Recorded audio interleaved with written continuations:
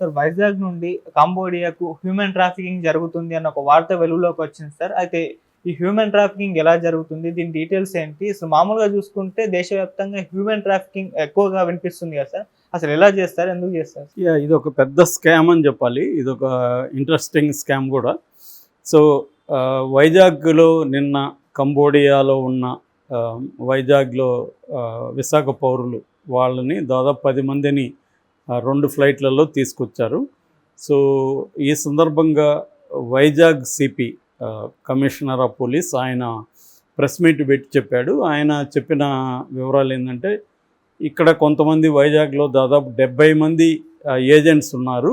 ఈ ఏజెంట్స్ కొంతమంది యువకుల్ని అట్రాక్ట్ చేసి వాళ్ళను కంబోడియాకు పంపిస్తామని చెప్పి అక్కడ వాళ్ళకి డేటా ఎంట్రీ జాబ్స్ ఇలాంటివి ఇప్పిస్తామని చెప్పి కొంత బేసిక్ కంప్యూటర్ స్కిల్స్ ఉన్న వాళ్ళని సెలెక్ట్ చేసుకుంటున్నారు. ఒక్కొక్కరి దగ్గర 1.5 lakh తీసుకొని వాళ్ళని కంబోడియాకు పంపిస్తున్నారు. అక్కడికి వెళ్ళినాక అక్కడ వీళ్ళు ఎవరి దగ్గరికి అయితే పంపిస్తారో వాళ్ళు డేటా ఎంట్రీ ఇవ్వట్లేదు. వాళ్ళు ఏం చేస్తున్నారంటే, కొన్ని చైనీస్ గ్యాంగ్స్ ఉన్నాయి కంబోడియాలో, ఆ చైనీస్ గ్యాంగ్స్కి వీళ్ళని అప్పగిస్తున్నారు. వీళ్ళని వాళ్ళు డిజిటల్ స్లేవ్స్ అని, సైబర్ స్లేవ్స్ అని పేరు పెట్టారు. సైబర్ స్లేవ్స్గా మార్చేస్తారు. అంటే సైబర్ స్లేవ్స్ అంటే అర్థం ఏంటంటే, వాళ్ళు చెప్పిన సైబర్ యాక్టివిటీ వీళ్ళు చేయాలి. సైబర్ యాక్టివిటీ అంటే అర్థం ఇండియన్స్ని మోసాలు చేసే రకరకాల స్కాములు. అవి నేను తర్వాత వివరిస్తాను. ఈ రకరకాల స్కాముల్లో వీళ్ళని పెట్టేస్తారు. వీళ్ళకి ట్రైనింగ్ ఇస్తారు ఒక స్కామ్ ఎలా చేయాలి అని. ఈ స్కామ్లో వాళ్ళని పెట్టేసి వీళ్ళ ద్వారా ఇండియన్స్ని మోసం చేసేదానికి వాళ్ళు ప్లాన్ చేసుకుంటారు. ఇలాగా ఒక్క వైజాగ్ నుంచే 120 కోట్ల స్కామ్ జరిగిందని చెప్తున్నాడు రవిశంకర్ సిపి. సో ఇప్పుడు ఇది అక్కడున్న ఒక అబ్బాయి ఇక్కడ సిపికి ఫోన్ చేశాడు. ఇలాగ స్కామ్ జరుగుతోంది సార్, మేమందరూ ఇరుక్కున్నాము, మా పాస్పోర్ట్లు అందరూ ఆ గ్యాంగ్స్ తీసుకునేశారు, మమ్మల్ని బయటికి కూడా పంపించట్లేదు, నేనేదో కష్టపడి మొత్తానికి ఏదో ఒక ఫోన్ నెంబర్ పట్టుకొని మీకు ఫోన్ చేస్తున్నాను అని చెప్తే ఇమీడియట్గా ఇక్కడ సిపి అక్కడున్న మన ఇండియన్ ఎంబసీ, నాంపెన్ అంటారు, నాంపెన్ అనేది కంబోడియా క్యాపిటల్, అక్కడున్న ఇండియన్ ఎంబసీని కాంటాక్ట్ చేసి ఈ అబ్బాయిని కూడా ఇండియన్ ఎంబసీకి వెళ్ళమని చెప్తే, ఈ అబ్బాయి మొత్తానికి ఇండియన్ ఎంబసీకి వెళ్ళి మొత్తం చెప్తే, మొత్తం వాళ్ళు అక్కడ ఉన్న కంబోడియా గవర్నమెంట్తో మాట్లాడి వాళ్ళని ఇండియన్స్ ఎవరైతే ఉన్నారో వాళ్ళని సేవ్ చేస్తున్నారు. ఇట్లా ఆంధ్రప్రదేశ్ నుంచి 150 మంది కంబోడియాలో ఇలా ఇరుక్కున్నారని చెప్పాడు. సో దీన్ని లోతుల్లోకి మనం వెళితే ఇది నిజానికి చాలా పెద్ద స్కామ్. యాక్చువల్గా ఇప్పటి వరకు మొత్తం ఇండియా అన్ని రాష్ట్రాల నుంచి 360 మందిని ఇలాగ తీసుకొచ్చారు. ఇంకొక 60 మంది తీసుకొచ్చే ప్రాసెస్ నడుస్తుందని చెబుతున్నారు. Indian cyber crime coordination centre అనే ఒకటి ఉంది ఢిల్లీలో. దీని సెంటర్ ఇన్ఛార్జి రాజేష్ కుమార్ తో కొన్ని మీడియా సంస్థలు మాట్లాడాయి. ఆయన చాలా విషయాలు, షాకింగ్ విషయాలు ఆయన బయటికి తీసుకొచ్చారు. ఆయన ఏం చెప్తున్నారంటే, సౌత్ ఈస్ట్ ఏషియాలో ప్రధానంగా మయన్మారు, తర్వాత అంటే బర్మా అనేవాళ్ళం ఇంతకుముందు, దాన్ని మయన్మార్ అంటారు, మయన్మారు, లావోసు, కంబోడియా, ఈ దేశాల్లో ఎక్కువగా సైబర్ క్రైమ్స్ జరుగుతున్నాయన్నమాట. ఈ దాదాపు 40% సైబర్ క్రైమ్స్ ఈ దేశాల నుంచి జరుగుతుంది. ఇండియాలో జరిగే క్రైమ్స్లో టోటల్గా 40% క్రైమ్స్ ఇక్కడ జరుగుతున్నాయి. For example, national cyber criminal reporting portal అనే ఒక పోర్టల్ ఉంది. ఈ పోర్టల్లో జనవరి నుంచి ఏప్రిల్ వరకు ఇయర్లో నమోదైన కేసుల సంఖ్య 7,40,950 ఉన్నాయి.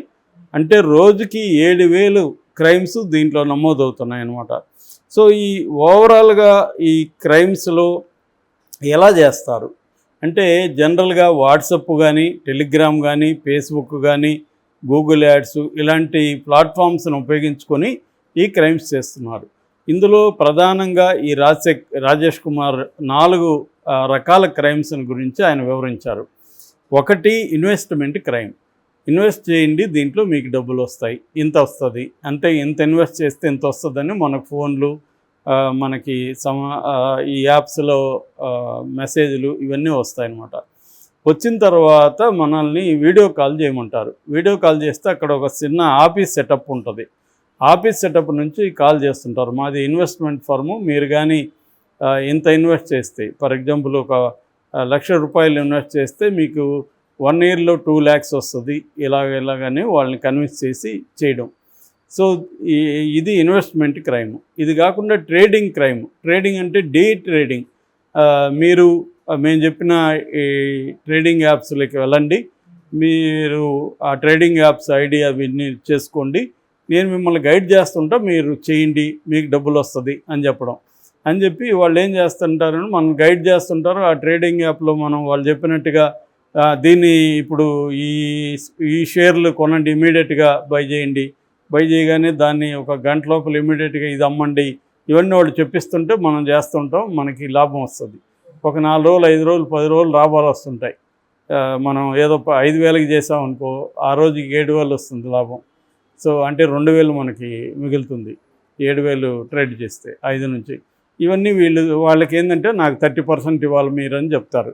సో మనకి 2,000 వచ్చింది కాబట్టి 600 వాళ్ళకి ఇచ్చేస్తాం, మనకి ఇంకా 1,400 మిగులుతుంది.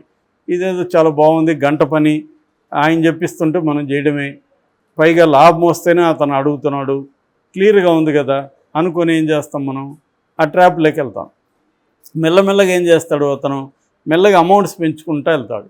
సో ఫైనల్గా మనం కూడా అప్పు చేసో ఏం చేసో బ్రహ్మాండంగా వస్తుంది మనకి అని చెప్పి ఒక్కోసారి అప్పు చేసి ఒక్కోసారి ₹3 ₹5 కూడా వడ్డీకి తీసుకొచ్చి, ఎందుకంటే ఇది మంచిగా ఇన్కమ్ ఉంది కదా, రోజుకి డబ్బులు ఎక్కువ పెడితే ఎక్కువ వస్తూ ఉంది. సో అలాగా మనం ఒక 50,000 సంపాదించే వరకు 50,000 1,00,000 సంపాదించుకునే విధంగా అతను ప్లాన్ చేస్తాడు. దాని తర్వాత డ్రామా ఉంటుంది, అసలు సినిమా అప్పుడు చూపిస్తాడు. సో మన దగ్గర 10 లక్షలు 20 లక్షలు పెట్టించి ఒక్కసారిగా మొత్తం డబ్బులు పోతుంది. ఈ డబ్బులంతా వాళ్ళ యాప్కే పోతుంది కాబట్టి వాళ్ళ దగ్గరే ఉంటుంది. ఇది ఒక ట్రేడింగ్ యాప్ స్కామ్ అంటారు దీన్ని. ఈ ట్రేడింగ్ యాప్ స్కామ్లు కూడా ఇలా చేయిస్తున్నారు. మూడవది డిజిటల్ అరెస్ట్ అనే ఒక స్కామ్. ఇది ఇంకా విచిత్రంగా ఉంది. అదేంటంటే ఫర్ ఎగ్జాంపుల్ ఇప్పుడు నాకు ఎవరో ఫోన్ చేస్తారు, ఫోన్ చేసి ఇలాగ మీకు ఒక డ్రగ్ పార్సల్ వచ్చింది, దాన్ని మేము మధ్యలోనే కనిపెట్టి పట్టుకున్నాం, మేము సైబర్ సెల్ నుంచి మాట్లాడుతున్నాం, ఒకసారి వీడియో కాల్లోకి రా అని చెప్పి నన్ను ఫోన్ చేస్తారు. నాకు భయం స్టార్ట్ అవుతుంది, ఏమన్నా మేమెవరు ఆర్డర్ ఇవ్వలేదు సార్, మీరు ఆర్డర్ ఇవ్వలేదని మీరు ఎందుకు ఒప్పుకుంటారు, మాకు తెలుసు, మీరు ఇవ్వకపోతే మీ ఇంట్లో ఎవరన్నా ఇచ్చి ఉండొచ్చు, మీ బంధువులు ఇచ్చి ఉండొచ్చు, నువ్వైతే నీ అడ్రస్కి అయితే వచ్చింది, మా దగ్గర ఉంది పార్సల్, ఒకసారి వీడియో కాల్ చేస్తే మొత్తం చూపిస్తూ ఉంటారు. సో వీడియో కాల్లో వాడు పార్సల్ చూపిస్తాడు, అక్కడ పోలీస్ స్టేషన్ సెటప్ ఉంటుంది, అక్కడ మొత్తం పోలీస్ స్టేషన్లో ఉండే వైర్లెస్ సెట్లు వ్యవహారం అన్నీ ఉంటాయి. సో మనం నమ్ముతాం కదా గ్యారంటీగా, లోగోస్ గీగోస్ అన్నీ ఉంటాయి. సైబర్ సెల్ ముంబై నుంచి మాట్లాడుతున్నాం లేకపోతే ఇట్లాగా ఉంటుంది. సో మనం ఇంకా వాడు చెప్పినట్టు, సరే సార్ నేనైతే చేయలేదు, మరి ఏం చేయాలి సార్, ఇది లేదు నీ మీద కేసు నమోదైతే చేస్తున్నావు, నువ్వు 2 రోజులు ఎప్పుడైనా కూడా ఎప్పుడు కాల్ చేసినా మా టచ్లో ఉండు అంటారు. దీన్ని డీటెయిల్ అరెస్ట్ అంటారు. అంటే నిన్ను ఒక రకంగా డీటెయిల్గా అరెస్ట్ చేశారు, అంటే వాడు ఎప్పుడు చెప్తే అప్పుడు నువ్వు రెడీగా ఉండాలి. ఇలాగా నిన్ను భయపెట్టి నిన్ను ఇప్పుడు మాకు అక్కడ హైదరాబాద్ టీంని కాంటాక్ట్ చేస్తున్నావు, నిన్నైతే ఖచ్చితంగా అరెస్ట్ చేస్తావు, నువ్వు లీగల్గా మరి నీ లాయర్తో మాట్లాడుతావు, ఏం చేస్తావు చేసుకో అని చెప్పి వాళ్ళు ఇంక బెదిరిస్తారు.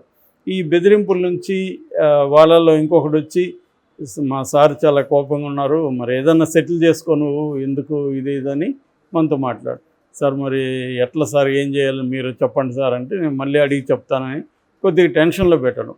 ఇలాగా దీన్ని డీటెయిల్ అరెస్ట్. ఫైనల్గా మన దగ్గర 1,00,000 2 లక్షలు ట్రాన్స్ఫర్ చేయించుకొని కేసు నుంచి నేను క్లియర్ చేస్తున్నాను, ఇక మీద జాగ్రత్తగా ఉండు, అడ్రస్ ఎవరికి ఇవ్వకు, ఫ్రెండ్స్కి ఇవ్వాలని సలహా ఇచ్చి వదిలేస్తారు.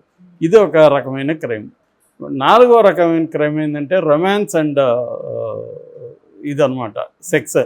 దీంట్లో ఎలా డేటింగ్ యాప్స్ కొన్ని పెట్టుకోవడం, మెల్లగా మనల్ని డేటింగ్లోకి లాగడం, మెల్లగా అక్కడ అమ్మాయిలు మొదలవుతారు, అమ్మాయిలతో రొమాన్స్, ఫస్ట్ చాటింగు, తర్వాత ఆడియో కాల్స్, దాని తర్వాత వీడియో కాల్స్, ఒక్కోసారి డైరెక్ట్గా వీడియో కాల్స్.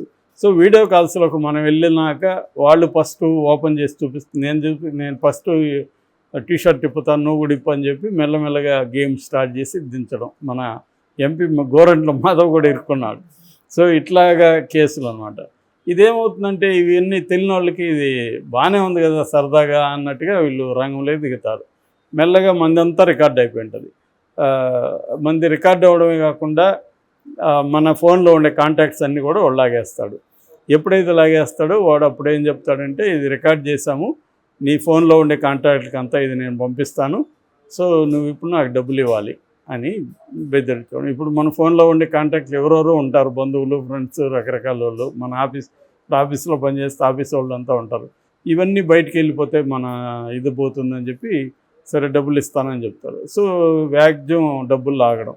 ఇది ఈ 4 పద్ధతుల ద్వారా కంబోడియాలో అంటే మనోళ్ళని తీసుకెళ్తారు, కంబోడియాలో అక్కడ పెడతారు, అక్కడ పోలీస్ స్టేషన్ సెటప్లో మనోళ్ళని పోలీసు డ్రెస్సులు వేయిస్తారు, మనోళ్ళ దగ్గర చేయిస్తారు. ఈ స్కామ్ అంతా కూడా మనోళ్ళ దగ్గరే చేయిస్తారు. అంటే ఇప్పుడు వైజాగ్ వాడిని తీసుకెళ్లారంటే తెలుగులో మాట్లాడించడం. ఇప్పుడు ఎవడికో తెలుగు అర్థం కాలేదనుకుందాం, సరిగ్గా తెలుగు ఒక నిమిషం మా ఆఫీస్లో ఎవరైనా తెలుగు వచ్చిన వాళ్ళు ఉన్నారేమో అని చూస్తానని చెప్పడం, ఈ తెలుగు వచ్చినవాడు అని చెప్పి తన దగ్గర మాట్లాడించడం, ఇలాగా వాడు భయపెట్టడం, ఇలాగా మన వాళ్ళనే అక్కడ చేయిస్తున్నారు. ఇండియాలో అన్ని రాష్ట్రాల నుంచి ఈ స్కామ్ జరుగుతుంది. అంటే ఇక్కడున్న ఏజెంట్స్ నిరుద్యోగుల్ని ఇలా ట్రాప్ చేసి వీళ్ళని అక్కడికి పంపించడం, అక్కడ వీళ్ళు ఇరుక్కుంటారు, పాస్పోర్ట్లు లాక్కుంటారు, అక్కడ ట్రైనింగ్ ఇచ్చి వీళ్ళని ఇండియన్స్ని మోసం చేయడానికి ఇలాగ చేస్తున్నారు. అందుకని కొత్త సైట్లు కానీ దేనికి ఎంటర్ కాకుండా ఉండడం, మన ఇన్ఫర్మేషన్ని ఎక్కడంటే అక్కడ ఫోటోలు తీసి, కొంతమంది మనకు తెలిసిన వాళ్ళు కూడా చాలామంది ఉన్నారు, వాళ్ళు ఎక్కడ భోజనం చేస్తున్నా, ఎక్కడ బయటికి వెళ్ళినా ఫోటోలు తీసి పెట్టేయడం, అందరికీ అందుబాటులో, ఇవన్నీ చేయకుండా రెస్ట్రిక్షన్స్ పెట్టుకోవాలి. మన ఫ్రెండ్స్ మాత్రమే చూసేట్టుకుండాలి, ఎవరినంటే వాళ్ళని యాడ్ చేసుకోకూడదు, యాడ్ రిక్వెస్ట్ వచ్చిన వాళ్ళందరినీ చేర్చుకోవడం, ఇవేవి చేయకూడదు.